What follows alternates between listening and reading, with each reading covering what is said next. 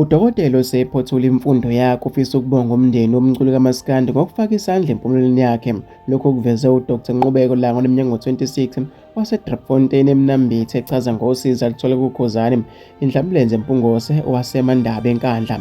Utshele iphephandaba iLanga ukuthi ngesikhathi ethola usizo lokungena enyuvesi kuKhuzani kwakumnyama emndenini wakhe, ungaziwa ukuthi kuzothathwani kuhlanganiswe nani.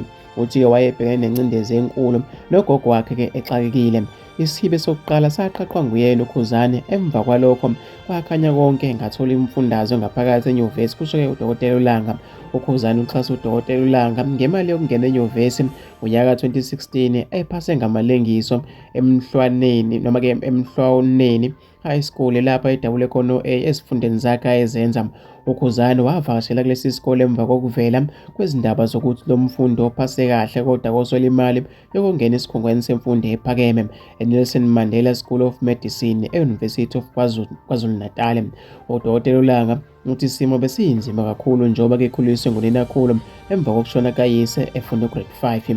Ukwelulwa kukaKhuzani isandla kwenzeka umehluko omkhulu empilweni yami. Ngiyafisa ukuthi ngiye kube Mandaba uma izinto sezingimele kahle, ngiyozibongela ngosizo lwakhe ngoba-ke akwenza kumina okwenza-ke singazani, kusho yena.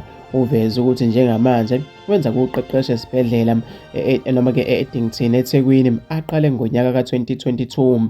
Phakathi-ke nonyaka inkontileka yakhe kulindeke ukuba iphele-ke ngoNhlangulana noma-ke ngoJuni nonyaka. Uthi kumjabulisa kakhulu empilweni yakhe ukuthi-ke uninakhulu azibonile umzukulu wakhe ephumelela.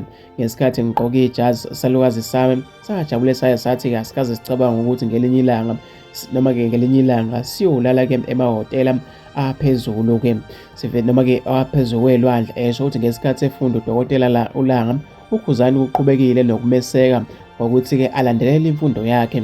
Emvakashele esikhungweni semfundo ephakeme emxhasa-ke ngakudingayo.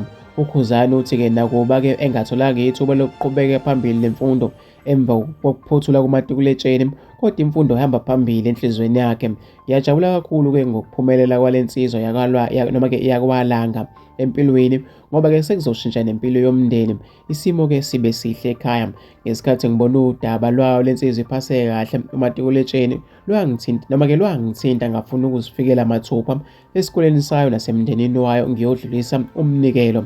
Ziboneke nezinye izingane emhlwaneni ukuze nazo zizokhuthazeka-ke noma-ke ziphase kahle, kusho-ke uKhuzani ngumculi kaMaskandi.